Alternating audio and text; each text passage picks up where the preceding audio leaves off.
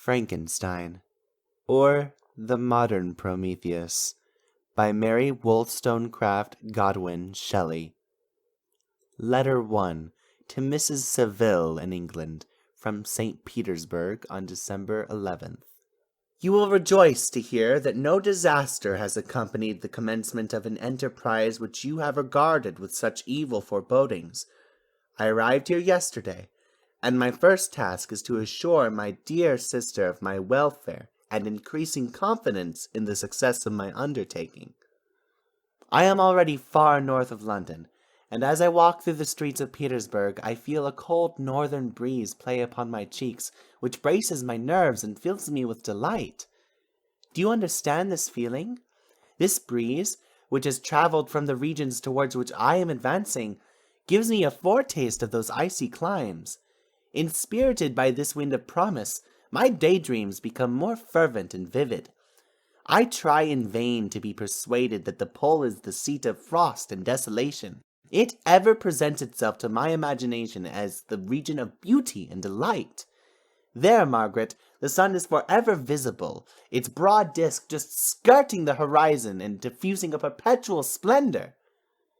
There, for with your leave, my sister, I will put some trust in preceding navigators, there snow and frost are banished, and sailing over a calm sea we may be wafted into a land surpassing in wonders and in beauty every region hitherto discovered on the habitable globe. Its productions and features may be without example, as the phenomena of the heavenly bodies undoubtedly are in the undiscovered solitudes. I may there discover the wondrous power which attracts the needle, and may regulate 1,000 celestial observations that require only this voyage to render their seeming eccentricities consistent forever.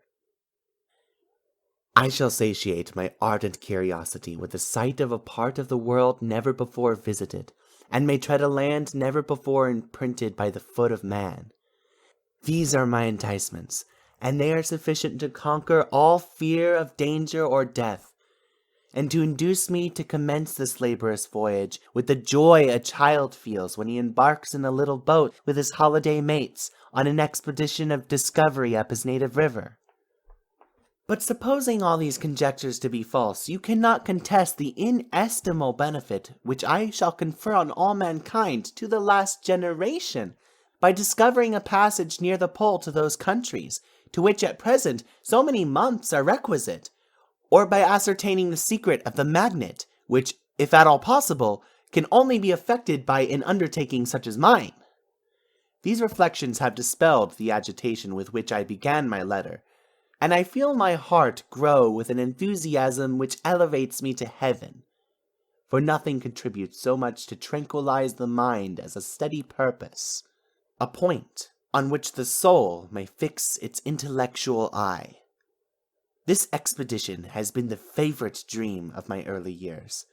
I have read with ardor the accounts of the various voyages which have been made in the prospect of arriving at the North Pacific Ocean through the seas which surround the pole. You may remember that a history of all the voyages made for purposes of discovery composed the whole of our good Uncle Thomas's library. My education was neglected, yet I was passionately fond of reading. These volumes were my study day and night, and my familiarity with them increased that regret which I had felt as a child on learning that my father's dying injunction had forbidden my uncle to allow me to embark in a seafaring life. These visions faded when I perused for the first time those poets whose effusions entranced my soul and lifted it to heaven. I also became a poet, and for 1 year lived in a paradise of my own creation. I imagined that I also might obtain a niche in the temple where the names of Homer and Shakespeare are consecrated. You are well acquainted with my failure and how heavily I bore the disappointment, but just at that time I inherited the fortune of my cousin, and my thoughts were turned into the channel of their earlier bent. 6 years have passed since I resolved on my present undertaking.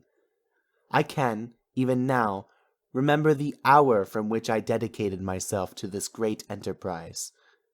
I commenced by inuring my body to hardship. I accompanied the whale fishers on several expeditions to the North Sea. I voluntarily endured cold, famine, thirst, and want of sleep.